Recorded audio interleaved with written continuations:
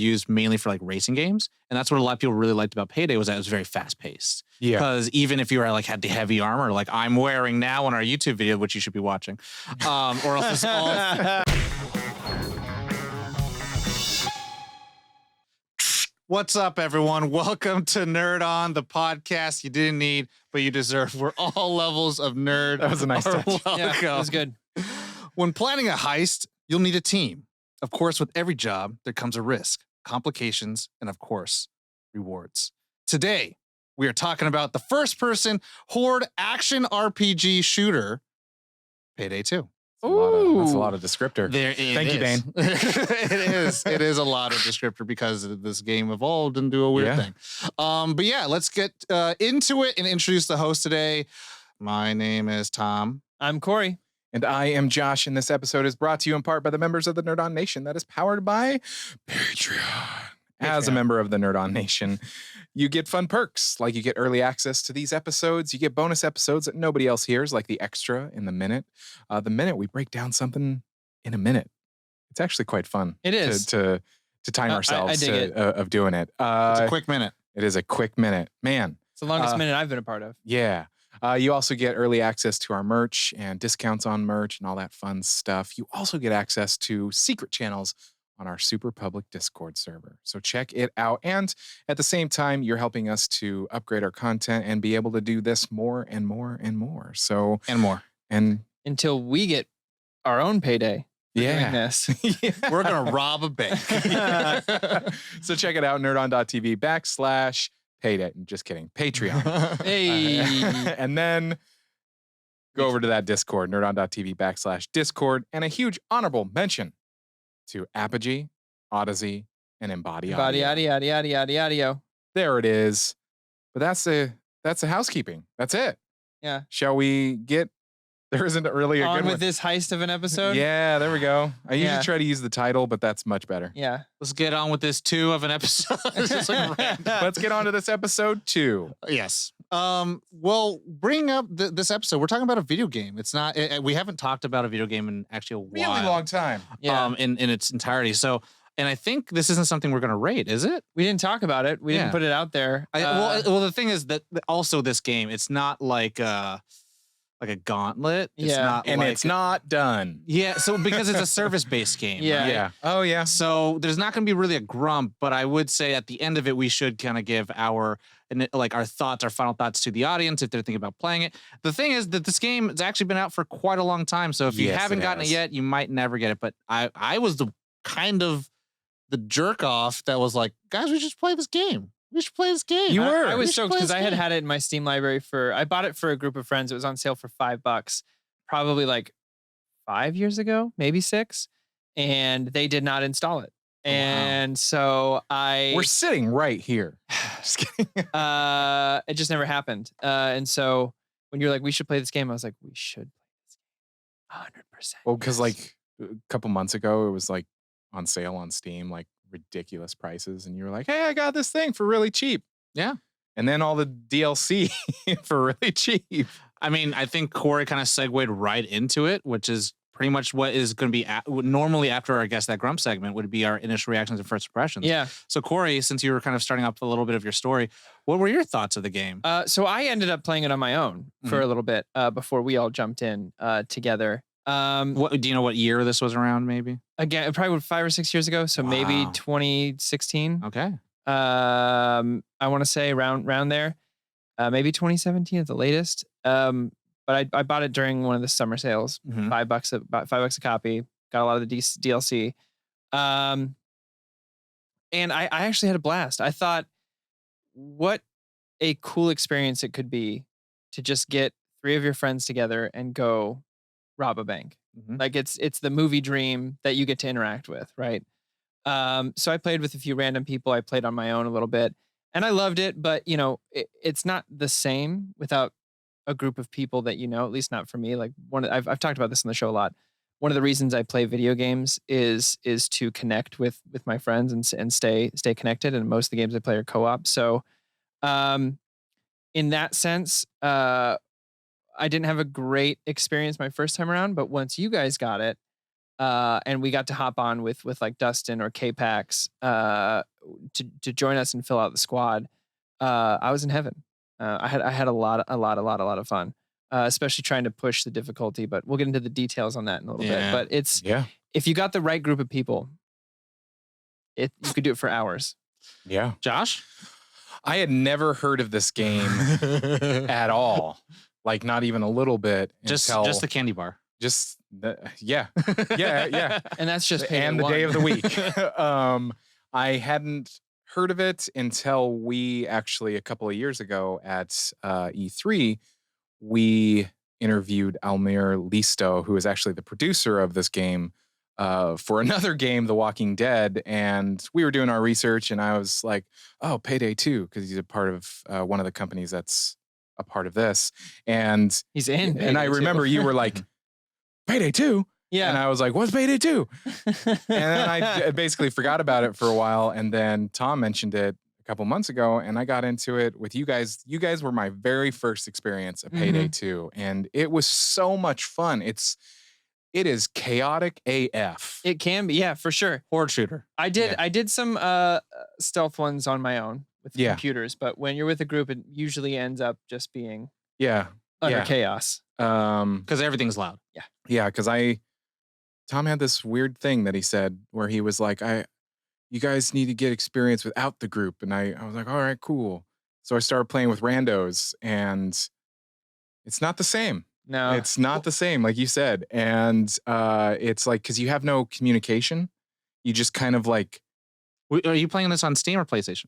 Both. Okay. It was cheap on PSN a couple of weeks ago, actually. And so I was like, okay, I'm going to get it on here so I can play while Bonnie's watching her shows or whatnot. And, but it's a fun game. That's the thing. Like when you get into like the zone and you're just like, I'm in it. And you're just like, okay, I got to do this thing. You're casing the joint and all that kind of stuff. And you're like, all right, this is cool. This is fun. But we'll get into more details later. Yeah. And whatnot. What about you, Tom? Picking up after Tom wants everyone to play by themselves. It was more of like I wanted to make sure that we got a better breadth of the story. Yeah. Because I played with a little bit and I went offline mode because I never really got a lot of the tutorial. And that's the thing where for me as a story of the game, I end up having to learn a lot more. And I think that's the funny thing about this episode is that we are picking this up. We are talking about this in 2021. Yeah. When the game came out several years before. And the game is very different from when it first launched. And so the story was not even like career mode was not an option when the first game first came out. And so that's just kind of an interesting thing. But for me, I think it was after because I built my PC in 2020 and I was just like, let me just fill up my Steam library. I bought a Humble Bundle and then I just started looking at games that were on sale that were co-op. Yeah. Because I know you guys like to play co-op, so I was like, let me find some co-op games. It's fun games to stream. Yeah. It's just fun games to play too. And I like shooting my friends. But I also like my friends. Can confirm. Yeah. I also like my friends wanting to shoot with me. So I'm like, okay, let's find a game. So I found Payday 2 and I was like, okay, I'll start playing this game. And then I just downloaded it and it was like $2 on Steam. And then I was like, what's going on? I could buy $40 worth of DLC and get like 80 DLC. Bought. Yeah. And then so I was like, let me do that. And then I was just like, cool, I got all these skins, which, again, is a little bit of a disservice for the long playing Payday 2 fans who've like got every single incremental DLC. But I'm just like, oh, easy. I was watching some videos and I was like, I am a tourist. Yeah. Yeah. I am a It's like when I would like to say I'm kind of a veteran on Fallout 76, but I wasn't. And people would talk about the things that I know now, and I'd be like, I don't know what that means. I don't build what?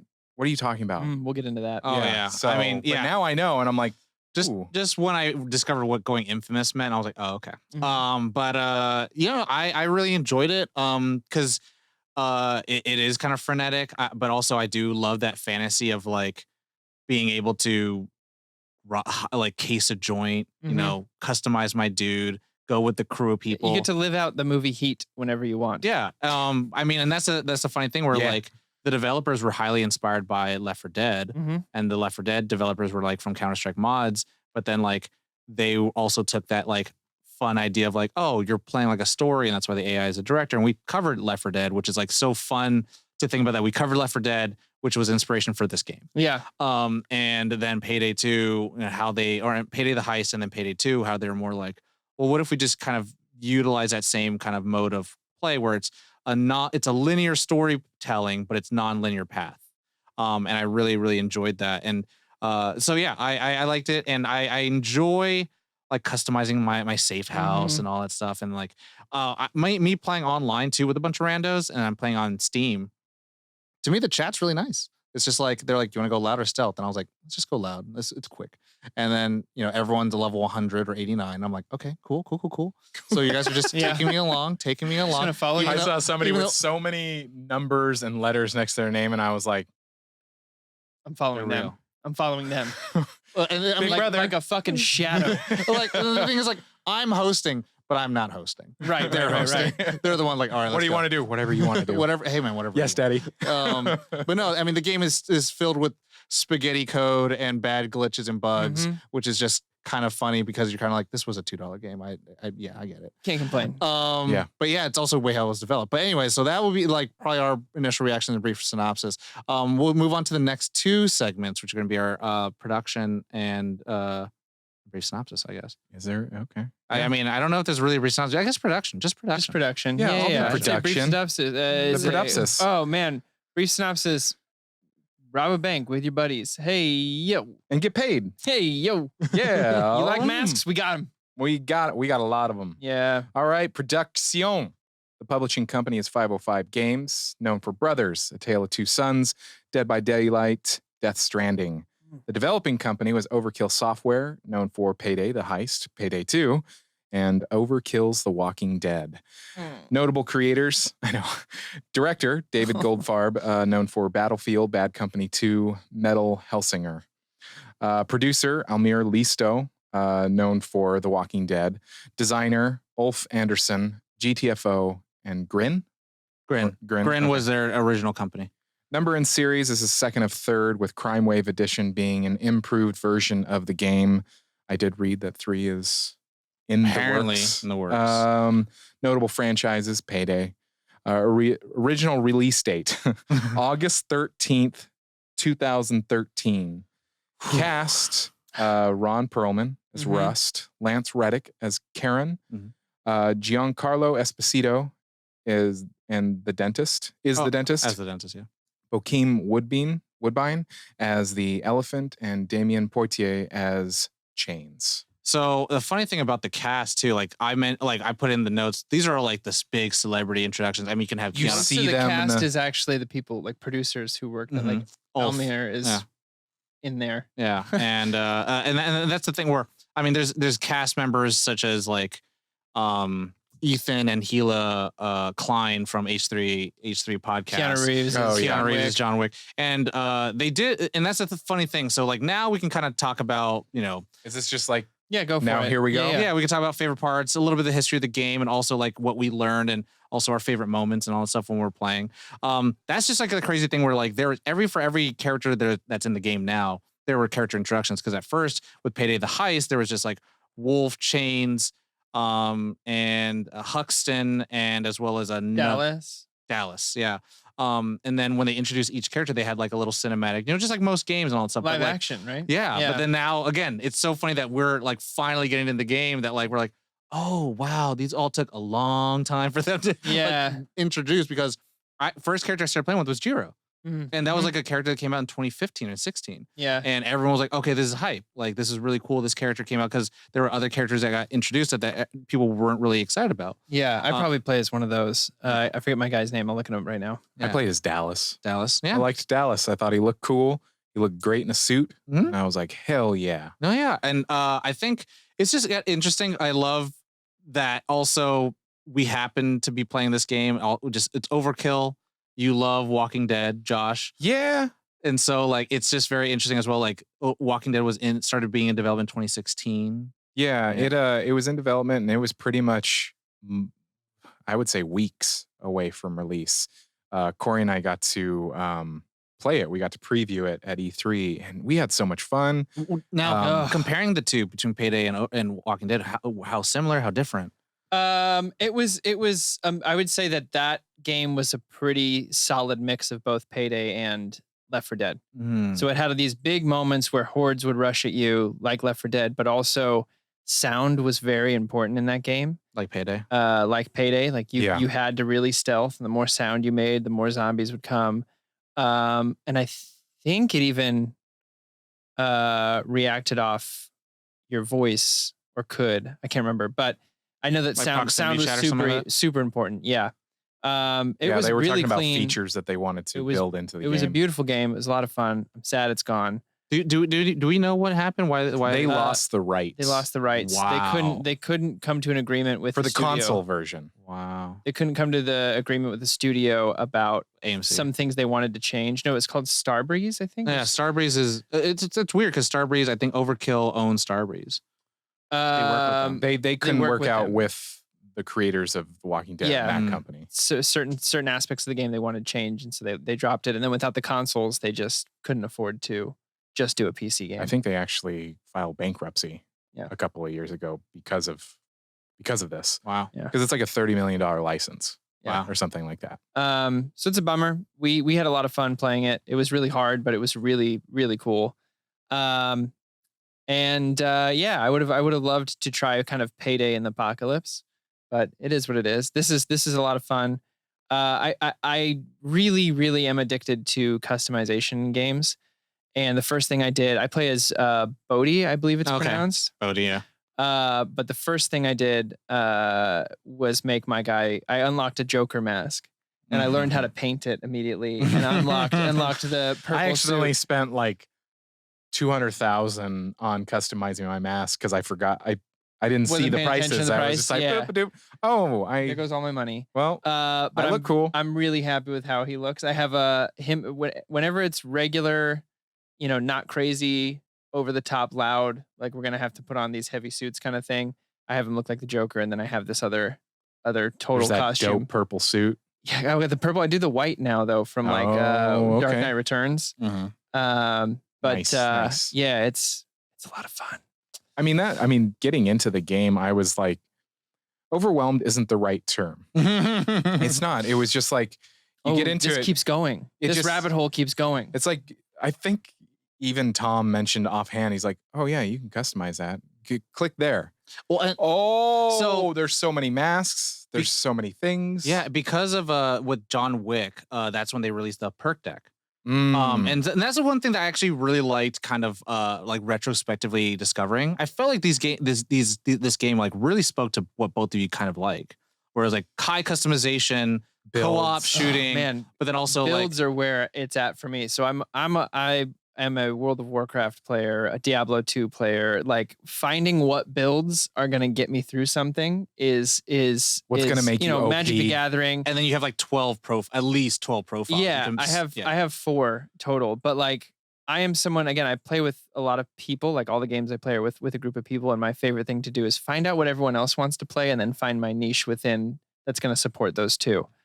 So I remember when we first started playing, I was doing the crew chief build, but then Tom, you're like, I'm putting all my points in a crew chief, and I was like, okay, so I won't, because we can't double up on these perks. Which I've now learned in hindsight, if you're a beginning player, don't go to crew chief. Oh yeah, Because apparently it's a really hard set to kind of master compared So to all I the went weapons. anarchist, because I'm just basically big tanky boy. All my health gets put into shields, and I get to do a lot of damage. And then my not the perk deck, but the skill points Mhm.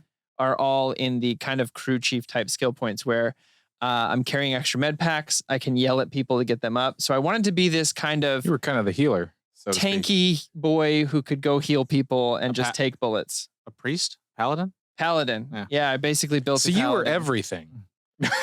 I guess I don't output a whole lot of damage in that sense. Like Okay. other skill sets definitely allow you to do more things. Like I can't speed the drill up. Mm-hmm. I don't get to lockpick very quick. Mm-hmm. But when it comes to defense and making sure our team makes it, that's where I'm at. Yeah, there's like good builds of like being very good at dodge and then also having a lot of DPS Oh, and my favorite skill, Tom, is inspire. my boys. Oh, control. I get to convert 2 people for every level. Yeah. My boys.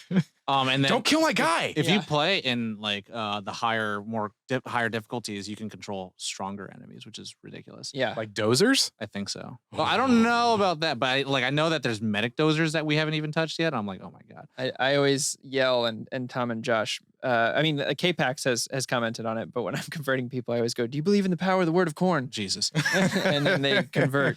But Josh, you're talking about like feeling slightly overwhelmed because you're kind of there's so much. Well, it was so funny is like when you go from not knowing anything about a game to delving into it and you're like, oh, I mean, this game, I mean, props. That's the thing. When I started doing, I mean, when we do an episode, it's like there's the ingesting of the media, the playing of the game, right. but there's also the research. And I was like, whoa, there's so much. Like as an avid Fallout 76 player, there are forums, there are groups dedicated to playing the game and builds and stuff like that. Mods and communities. This is the same thing where it's like, there's even a website that people post their builds and you can kind of go through and make your build that way. But so many skill trees, the perk decks, finding what guns work, what upgrades for those mods guns, for those guns, what concealment is, why is mine going up, that kind of thing. And it was, and just the pure, just the looks of it. That's how I found out how about your character looks. I'm forgetting the word for it. Customization.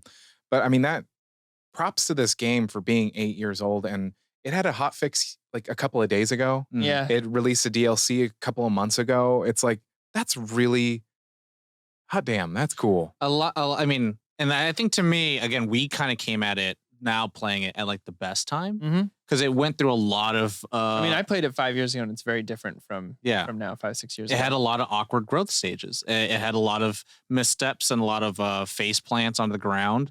It developed like Overkill, I believe, developed another game to kind of be like in tandem, which was I think Raid War something like that. I haven't heard which was more like Nazi Germany, but the same thing. So it's like interesting. You're doing Payday, but I know that Nazi people Germany. are like, we're so glad that you're updating this game. That's real cool, but just make the third one. Well, yeah, and I think that's now because I think the community that's stuck with it are going to stay with it and they're going to find value out of it. But like, yeah, when the game first came out, it was a little bare bones. It had a lot a fast paced gameplay, and again, the director was really inspired by Left 4 Dead and wanted that team base. Wanted like there should be a dedicated sharpshooter, a dedicated tank, a dedicated healer, and a dedicated like lockpicker. And then as you kind of just tank your way through, the game, you can kind of make your build a very everyman-ish. But I think the funny thing is that Godfard, the director, ended up leaving 2 years later to develop his own studio. And then the game that I think we talked about was Metal Hellsinger. Yeah. It's a rhythm-based shooter. So it's like DDR but shooter. Interesting. And then that's the interesting thing. Like all of the production that we all mentioned at the beginning of the episode, those people like left within 3 to 4 years, and the current developing team are different people. Yeah. Well, they got interesting raided. Also, Overkill Studios. Oh, got raided by the police. Oh, for insider trading. Awesome. But there's a lot. I believe so. Situation. Hold on. I don't want to misspeak on a public platform about that. Hold on. Yeah, and Ulf Anderson and his brother, who they were, I think, the creators of Overkill Studios. They used the engine Diesel 2.0 to develop Payday, and so that's actually an engine that was used mainly for like racing games, and that's what a lot of people really liked about Payday was that it was very fast paced. Yeah, because even if you were like had the heavy armor like I'm wearing now on our YouTube video, which you should be watching, or else this is all for nothing. But like they would move faster than modern first-person shooters back in the day. Like I remember back in the day when Halo, like you didn't have a sprint option until like Reach, and that was a big deal. So with Payday having like faster movement speed because of Diesel 2, like it's just kind of funny because like that's not really a quote unquote good game engine to make a shooter game with. Yeah. But then it proved itself because it didn't have like a lot of polish on the shaders and the graphics and reflections X, Y, and Z. But the reason why they used it is because Ulf Anderson helped develop that engine. Wow. It was like this engine that they've been using for 12 years. And I was like, Well, yeah, you have to. If you know what you're using, you're going to use Yeah. that. But then I think they went with Unreal for Walking Dead. So they finally stopped using the Diesel There was quite a 2.0. difference in terms of graphics. But Mhm. so Yes, so they were Starbreeze HQ in Stockholm was raided for insider trading by Yeah. the police. So Overkill absorbed Starbreeze, and Starbreeze I think was actually a bunch of the developers from Overkill that left Overkill to make their own company, and then they brought him in to do all the DLCs. Oh wow. And then, Okay. and so a lot of people in the community were just like, they're like, did they get dragged in to like make this work? oh And I was man. like, that's great. And that's a cool thing. Like, it's kind of like Jeff Neiman talks about Famish. Yeah. Guest and friend of the show had him film, and it's like maybe the making of the movie is more crazy than the movie itself. And like the making of this game is crazier than the game itself. But speaking just on the game, favorite Yes. missions, favorite Well, I can moments? speak to one. Yes. And the name of the mission itself is escaping me, but you start inside of a train. And The moving train? No. Okay. Tom and I did this on hard. Josh, you were there with us, I believe. We did this on hard. We failed about 5 Is this in to 6 ice, right? times. Yes. Oh, the snow. In the snow. I was forgetting it until that once you mentioned Yeah. and it was like and it was yes. it's pure chaos because it's a loud mission from start to finish, and the doors open, and on both sides are heavies Yeah. in full blast Dozers. armor. And that's how it starts. We finally did it eventually late at another day, but that night we did not finish. But I remember failing over and over again, but still having so much fun. Chaotic energy, like it's over here. I got the saw going. Okay, I'm just gonna hold out. I'm gonna hold out here. I'm down. Okay. Then I had to yell at you to get back up, and then Josh is rushing over to get Kyle back up. It was just like wild, chaotic energy, and that is by far one of my favorite missions now to this day. Because you have to do so many things. You have to get the gas lines all hooked up to the ship Oh to my take off. God. You're looking for the packages Yeah. in the meantime. Got like some And prisoner. you've got dude. You have the snipers prisoner you that- have to go rescue. You have snipers and it's foggy. And also you have to like walk through so much stuff to even just start being at the objective. At one point, you're carrying something that is an objective item that is slowing you down to get there. Yeah. Yeah. Josh, you have a like, favorite moment, mission, heist? I don't really have a favorite heist. When I was playing on my own without you guys, my focus was doing research on the game and how to play it and finding out about builds. And I'm always, when I play most shooter games, like even if it's a game like Ghost Recon, I usually weigh heavy on stealth. Okay. Like I want to try to take out a base without them ever hearing me or noticing me and killing everybody. Yeah. And like that's like I'm reminded of games like Splinter Cell, Sly Assassin's Cooper. Creed. yes, exact,ly and like ones Sly that Cooper. It is Sly Cooper. No, I agree with you. It's just that's what a reference. but those games that will give you trophies for like Oh, doing it quiet. yeah, Right. which this one does too. It's called But the Alaskan deal, by the way.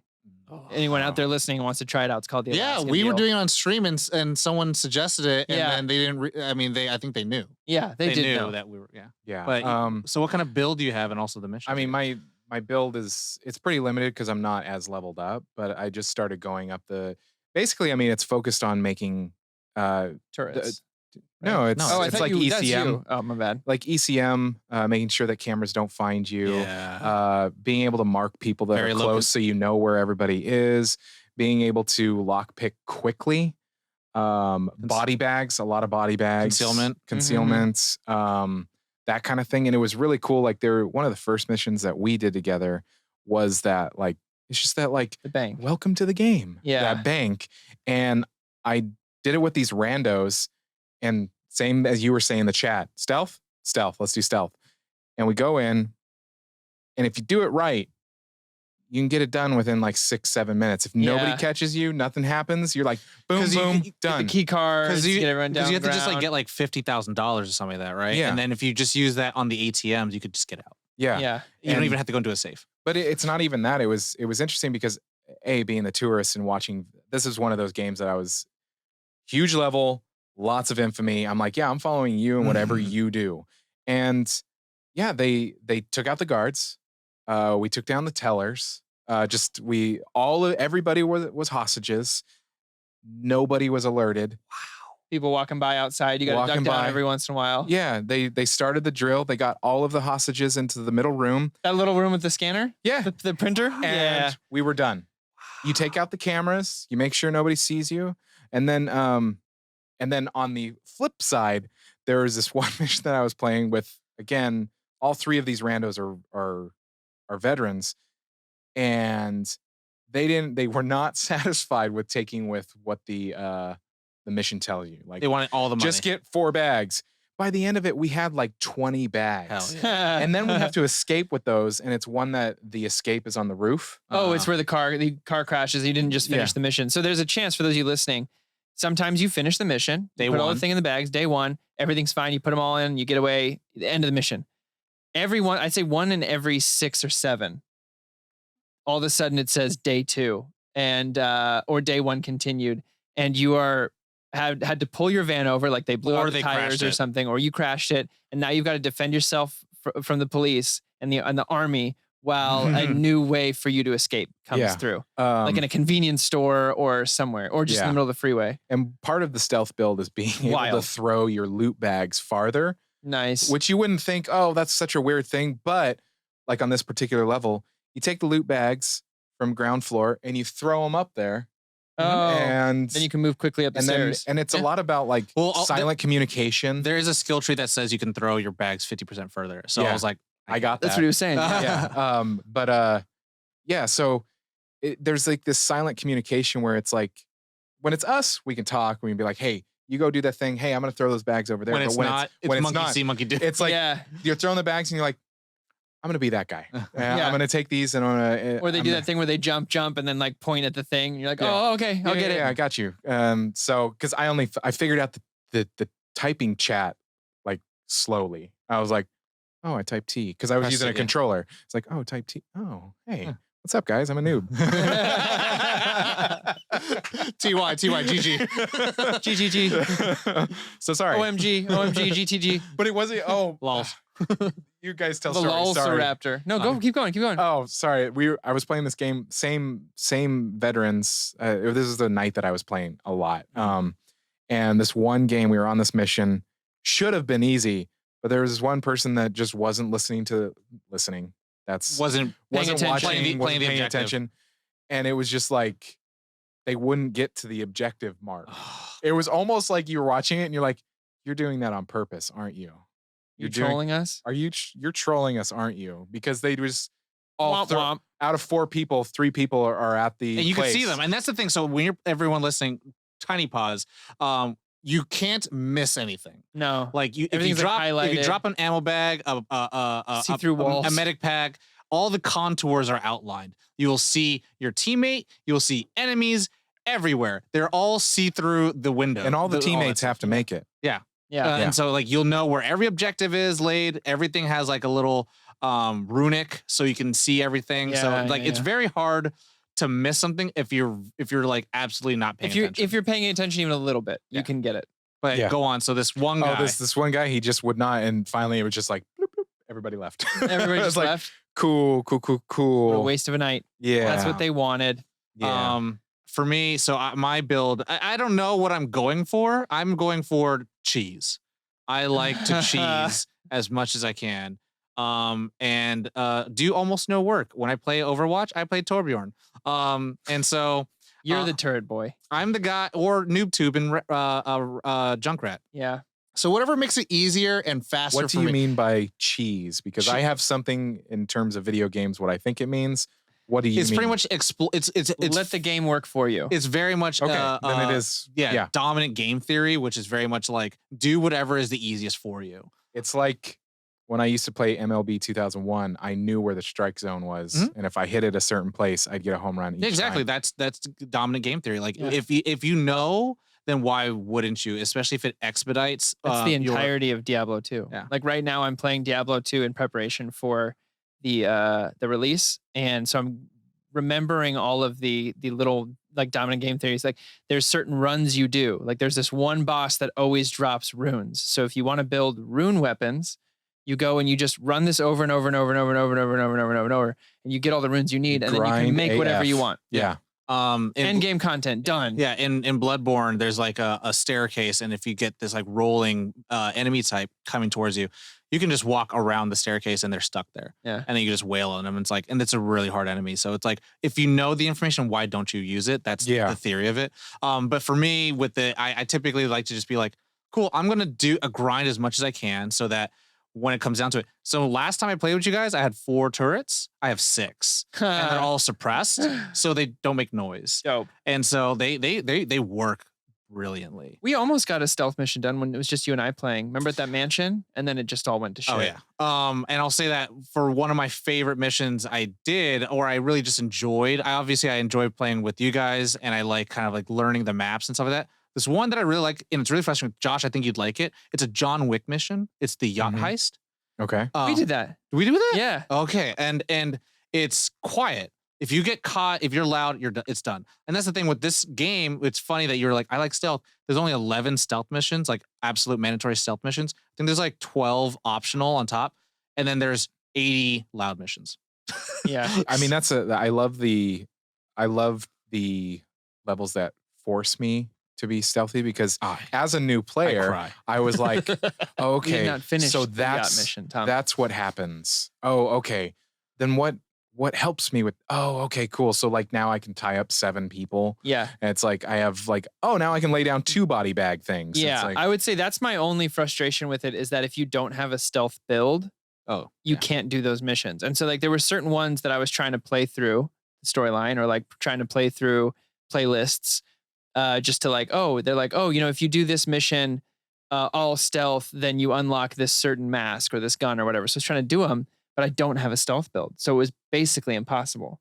Yeah, my stealth build isn't even complete based on like videos I was watching. I was like, you still got way to go. Whoa, these guys are OP.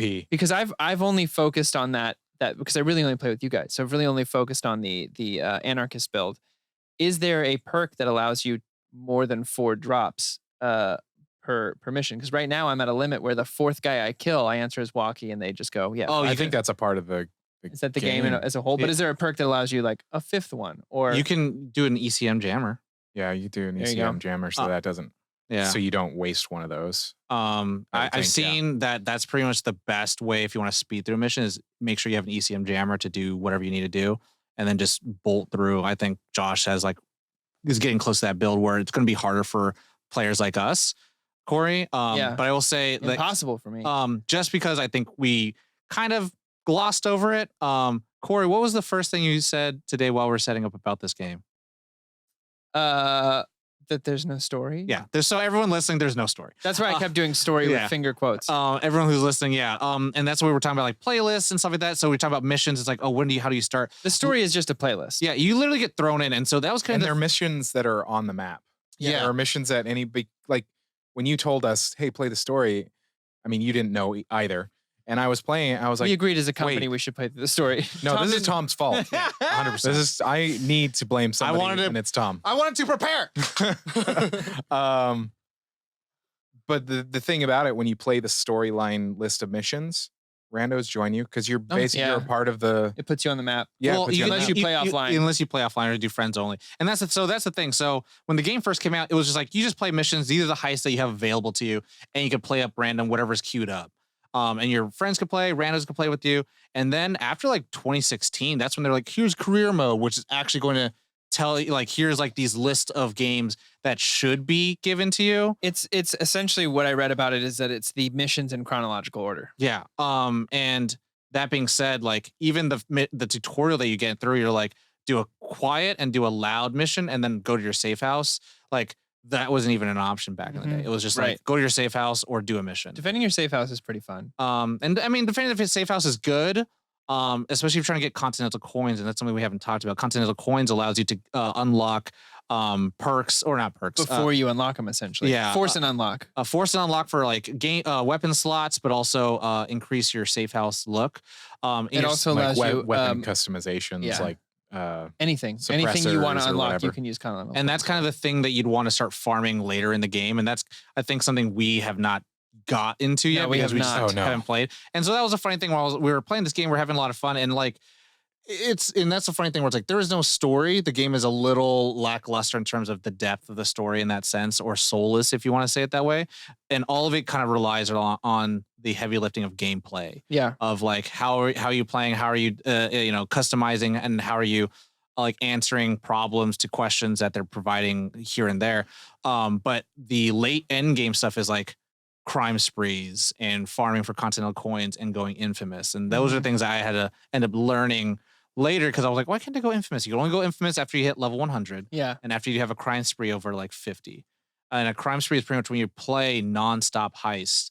And after every 20 heists, I think there is a modifier that makes it like tasers take half time to knock you down.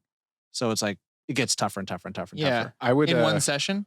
It's nonstop. Yeah. And then pretty much once you end your crime spree, then you have to just cash out. I would relate like kind of the problem solving or the critical thinking of this game to like Diablo 2, where it's like if you don't build your build, you're kind of like you're almost struggling. Yeah, if you don't know what the I mean? meta. Like, yeah. like We're you- shooting each other in the legs. Yeah, it's like you In the need foot. to devote yourself to and Fallout 76 is my only relation to this. It's like you need to focus on that because it'll make your time playing the game much more enjoyable. Yeah. I mean, that's what I was talking, kind of touching on. You said it much more eloquently than I did, but about like not having the stealth build. Like it's not possible for me to do it. And it was very frustrating because this was like day 2 of me playing. Day 3, I wanted to do some stealth missions. And I was like, oh, I have to have a build for this. I need more body bags. I need more zip ties. I need to be able to force people to like, get down. Which I think is interesting again, like depending on how you want to start playing the game, for listeners who are, who haven't played it, all 4 of you. But like when you start, it's very little, I'm assuming. Because people I think probably dropped it or they're still playing it. But you have many opportunities to get money. Yeah. And so even if you have a loud build or even The offshore account, all that stuff.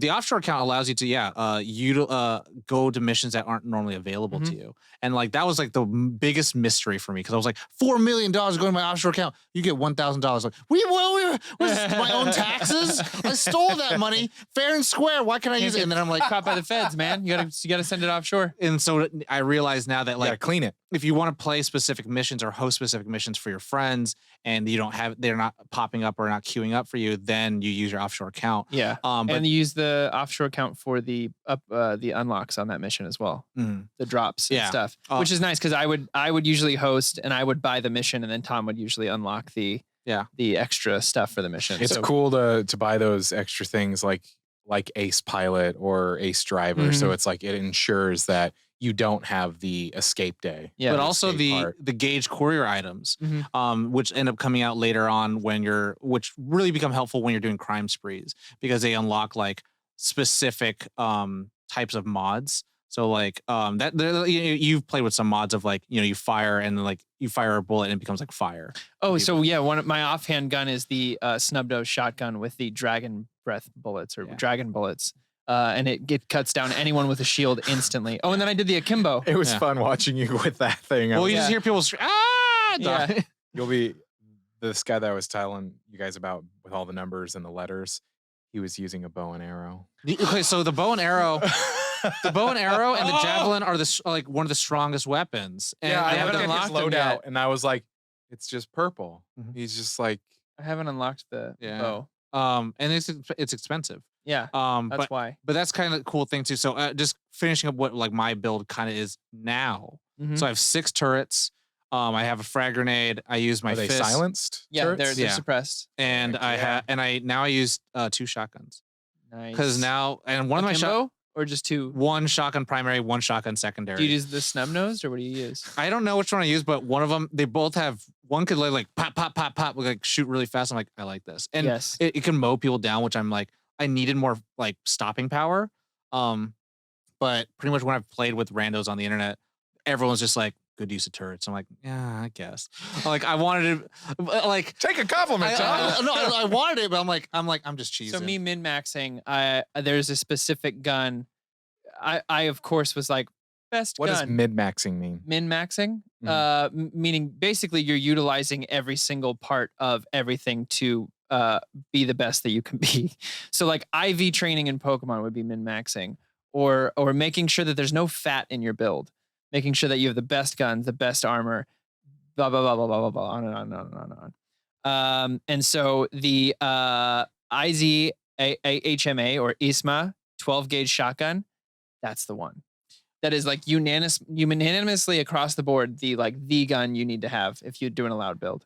I had to just look that up right now because I know min-maxing, but I didn't know. I was like, what does it actually stand for? Minimize your weaknesses, maximize your strengths Got it. of any particular thing you're doing. So Min-max. minimize all of your like weaknesses of being a stealth person and maximize like we didn't even know you existed, you know? Like, I'm like a shadow in the night. I mean, I'm like, I have so far to go. Like, I think because playing on console and playing on PC are a different experience as well. Yeah, which is kind of unfortunate. I feel like that's. Did you play it on both? No, ever since I got PC, now if I get a game on PC, I'm not gonna get the console version of it. If I get it on console, I'm not only gonna got get it because it was cheap. And I feel, to me, I always feel. I have the physical copy from back in the day. Oh wow, My I Xbox One. feel bad, particularly in this case, and we talked about with Batman Arkham Knight. Like it's just kind of rough when you can't max out frame rates and also refresh, and it's just like, and also the consoles have just a big delay on content. All the DLCs lagged and all that stuff, and like when they decided to like kind of put them into the different consoles or at different points of when they were developing the game. I looked at a DLC list and it says availability, and there's a lot in the PC. I think everything's and maxed for Steam, and then nothing. But I mean, my console version, because I played it the most with. I mean, my PC version is where I had all my ability points. Oh, I had one of the things that I love about this game is ability point refund. Oh yeah. The forgivability of just resetting your tree is also really nice. It's really, really like nice. that. I was just because some games are like, no, that's it. Diablo 2 is like Sucks to that, suck, and then bro. you have to farm certain things to build a thing that resets all your stats for you. But it takes well, you get in Diablo 2, you get 3. You get 1 reset for each difficulty, and then after that, you have to farm all the primevals to get certain drops that allow you to combine them to get a reset. When I saw that in the menu, I was like, I'm sorry, what? Yeah, and that's the crazy thing with build-based games. And it's not like a slight or anything, but it is an interesting to me, I think, observation. I feel like Path of Exile, Diablo, Payday 2, the game, quote unquote, doesn't start until you've prestiged, until you've gotten to this level. And then they're like, oh, that's where the actual end game mechanics come involved, and you really start harnessing like what the gameplay is. All the 100 levels before that were all just tutorial. It's kind of like, it's interesting because I love that there's such a strong gaming community around that's so ingrained in that. But it's kind of like the people who are like, oh yeah, I've watched every single Doctor Who and I'm caught up and now I'm on the 80th Doctor and you're not going to know what I'm talking about. It's like, I'm not, and I'm very afraid to start. Well, it's like, it's hand in hand, right? Like, so there's the part of it where you're like, oh my God. So I'm the person who the end game content's for, like World of Warcraft, doing the Mythic Plus and raiding and stuff like that. But that's not to say I didn't also enjoy the journey to that point also. It's just how you look at it. So with Diablo 2, yes, you don't really start until you're really a nightmare, but the journey of getting there and like getting the gear and doing the runs and, you know, grinding and that kind of stuff is pretty fun, and finding your build.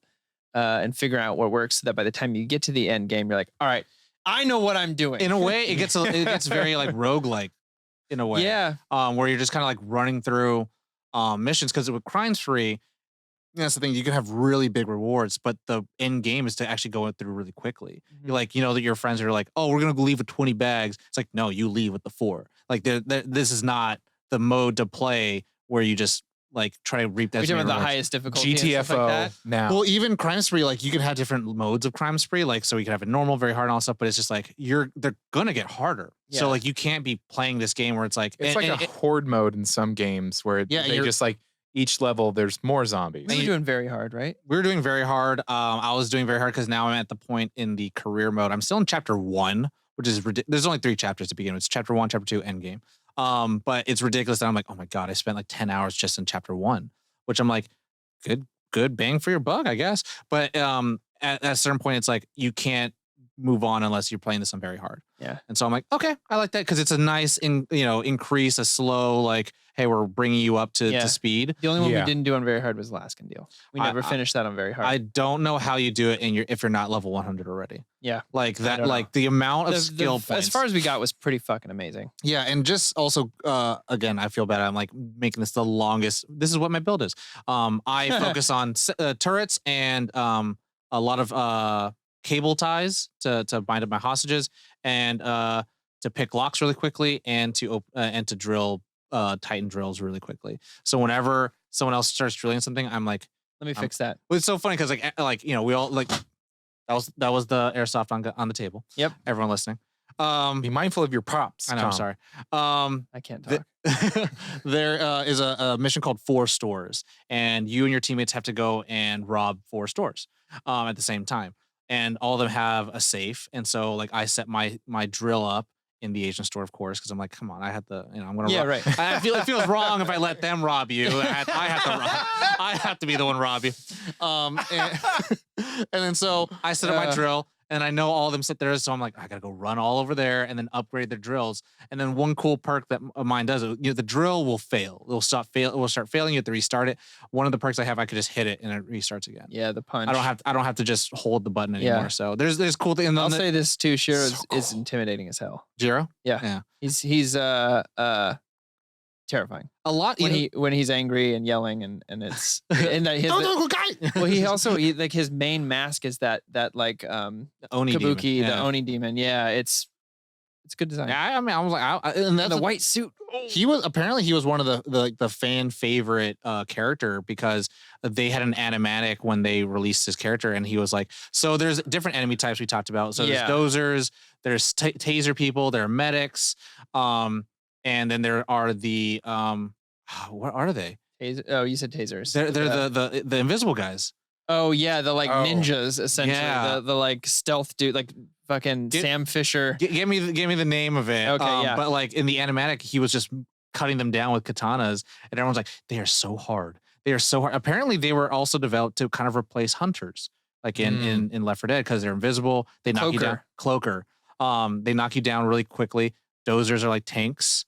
And the medics are kind of like the witches because they actually will say like, I don't know what I'm doing. And then the tasers are like smokers because they kind of they paralyze you for a long time. That's one thing I wanted to say that I like about this game is there's a visceral nature of playing it, like the taser, like when a stun grenade goes off, like when the screen goes white and you're like, as a player, I'm wow. Thank you for that. I mean, I have a something that I know that I'm pretty good at, and I don't know why. But like, even when a stun grenade goes off, I'm kind of like, I'm cool. Mhm. I can get through this. I'm still walking. I know where I'm walking. Yeah, where I'm walking. But still, there's such a. I liked the design of some of those things. I mean, when you get tased, you're almost like. You can aim if you can and try to shoot him while you're. You as a player, you're almost doing that old school, like when you like, you think that You can if move. you jerk the controller, it's Yeah. gonna help, but like you're like, I can't move. I'm tased. Like I can't do anything. And But I'm trying. as a player, you're like, I'm. There's nothing. There's nothing. It's like Pokemon pressing a B down when you throw a Pokeball. It always works. But They Does also it? apparently just finding this by looking up cloakers. They say lines to you that break the fourth wall oh, when they kill you and attack you. They insult you and say things like, "I got your safe house right here. Opening a can of whoop ass doesn't cost $2.49. wow. These bruises are my microtransactions." Well, Oh my god. so that's the funny thing. So These are a bunch of quotes. a while ago, I forget which one of the developers, but they had said that they were not ever going to do microtransactions on the game, and that's different than DLC, particularly Yeah. because DLC is new story, cosmetic. Microtransactions actually should technically affect the game, and apparently, I think around 2015. They had like Crime Wave event or Overkill Crime Waves, Crime Spree, whatever. And they released these boxes. And they were microtransactions. And what they would do, they would literally drop a better shotgun that like had all the concealment and like had really good bursts. So Blue like boxes. you can, and you would have to pay like, I think I think the way it was like the way that Steam was working and people were trading stuff, and I was like, because that was the thing, you can get it and you could trade it and sell it to For someone real else money. for real money. Which you still can do with skins and stuff like that, but they're all like 4 cents, 3 cents. Yeah, and these were $200. Wow. Whoa. $200, and that's the kind of the tough thing I think that I end up finding out about this game in particular is that Overkill, the studio developers, went through a lot of tough times in order for us to play it the way it is now. And like they had, the music. I think we all enjoy the music when Oh playing. yeah. And apparently, like when they were developing this game, the composer like wanted certain songs to actually dynamically change based on the gameplay. So when like action was happening, that's when like it would hit really Yeah. hard. That they like Alessio ended up really loving the game and then making a song about it. And then it's called Payday, and then they end up bringing him into the game To create music for the game. to have him in the game. That's But dope. then what ended up happening is that a bunch of Twitch streamers tried to play that level and only played Alessio songs, and they got DMCA'd. So it was like such a, like a, That sucks. it was such a sad opportunity Is that that all happened. figured out now, I guess? I think that's fine now, but Yeah. like, those are the things where it's like they had microtransactions, these kind of things that got YouTubers and streamers in trouble. It's just like so it's been an uphill battle. they've had a tough time, especially since Payday, the heist, the first game was like such a huge success at the beginning Yeah. with, because I think it sold like 3 million copies I when it first remember- came out. I didn't play that one, but I remember a lot of my buddies did. But like they were gonna release like this exclusive gold limited version of the game, which had all these like DLCs, but that never came out. So they end up just releasing Payday. 5 million copies. Oh wow. Payday 2, 5 million copies. And like things like that, which is like really like they're trying to get their audience back and trust them and all stuff like, and like all the negative reviews after the microtransactions, like there was, I think, 5,000 positive reviews and then 10,000 negative reviews Oh my on god. that game on Steam. And Yeah. so it's like, it's that kind of stuff where it's like, it's interesting to hear about the game and its history, and especially for an episode like this where, it's not like the newest movie or the newest game that's coming out, but it's like something we actually get a chance to look at the history of. And Yeah. I think now to this point, for me, if I can kind of leave it off at around the end of the episode of like, I would really recommend audiences play it, especially for the I price would- point. Yeah. Because the only thing that I would say, like, if we were going to do a qualm section, it's not really a qualm, and we've already mentioned it. This game for me is very hard to play without Friends. friends. Sure. Specifically, like, it's like you can, of course you can, I did. but entertainment value is Very limited. That's why you have your a roof squad with in, it, yeah. in Fallout. It's like you have your people Yeah. who you communicate with in a certain way and figure out y'all's dynamic within the group. And I agree with you on that. That'd be my only thing. I wish there was more of a story, of course, but like my only thing is like I didn't enjoy playing it by myself, but like the second life that I got out of it with playing with you guys has been really, really, really fun. It's very addicting, and it's easy to just keep doing. easy to be mission like, after one more after mission? mission. Yeah, the roof goes higher when you're playing with friends. Like, and for today's episode, I played several hours today, like early in the morning before I had to like get all the work I needed to get done, because I had Labor Day off. Mhm. But I played, and I had fun because it was a good chance for me. Like, even though we're talking about stimulation, all that stuff, and how great it was, it gave me a chance to kind of turn off my brain a little bit.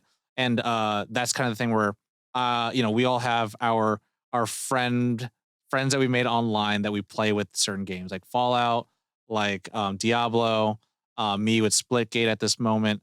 But those friends may not want to play Payday. Yeah. And so for me, I was like, I'll just play Payday by myself. And I think I played it like 3 or 4 nights ago, and I was just playing like several hours of it, and I was just like, this is fine. I don't hate the game, and I'm not getting the utter enjoyment with my friends of killing other people, but it's like, this is a good chance for me to just turn off my brain Yeah. for like good 2 hours, 3 hours.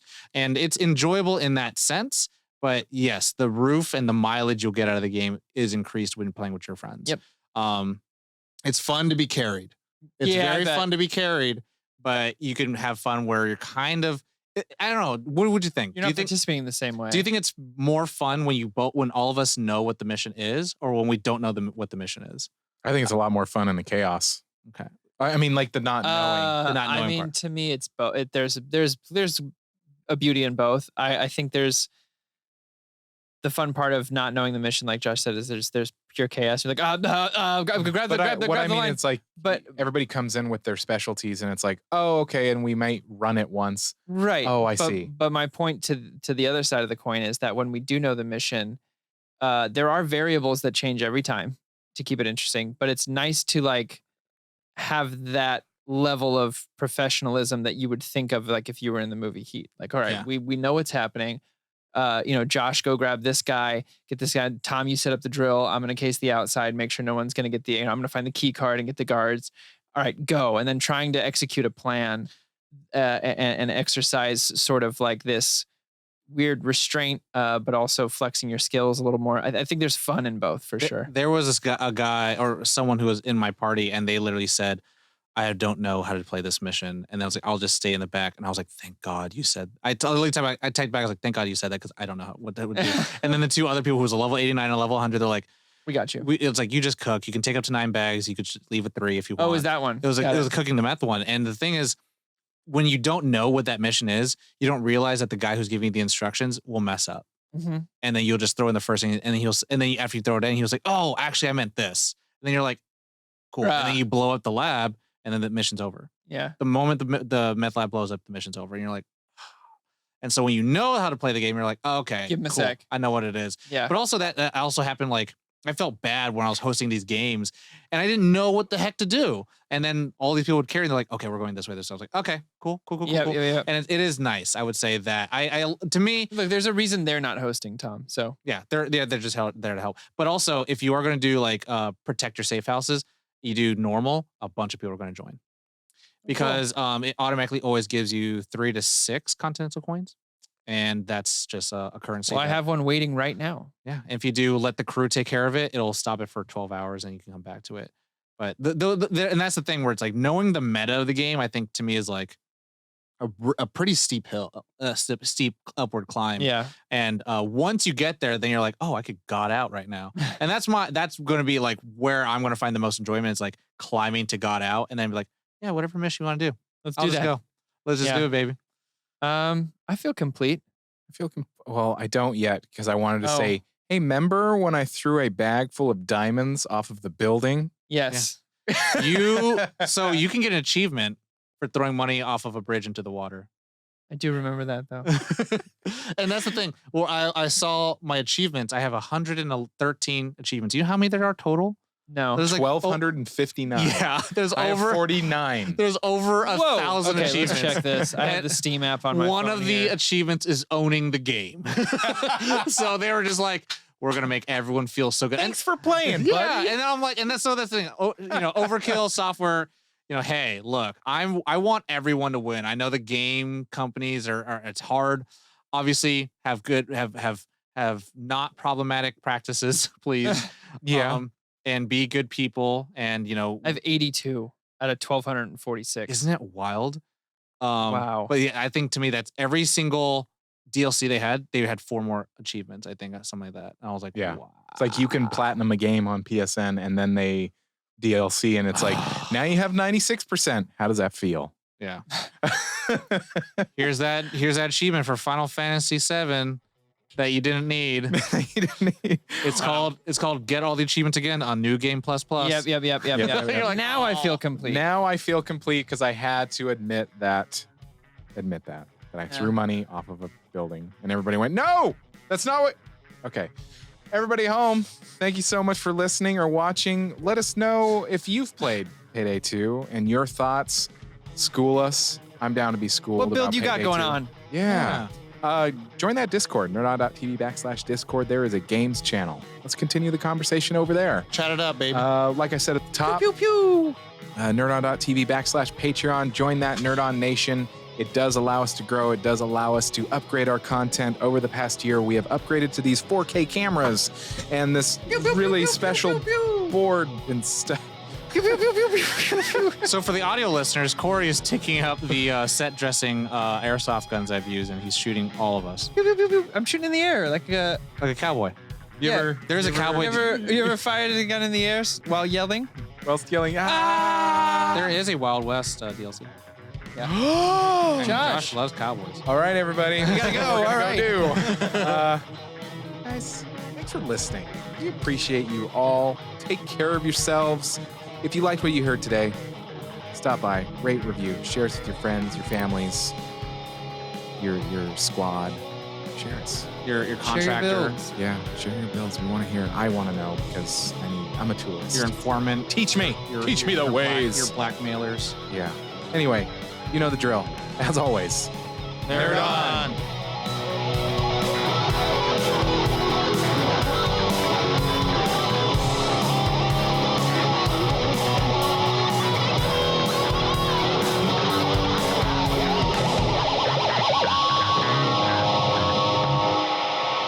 Ending broadcast.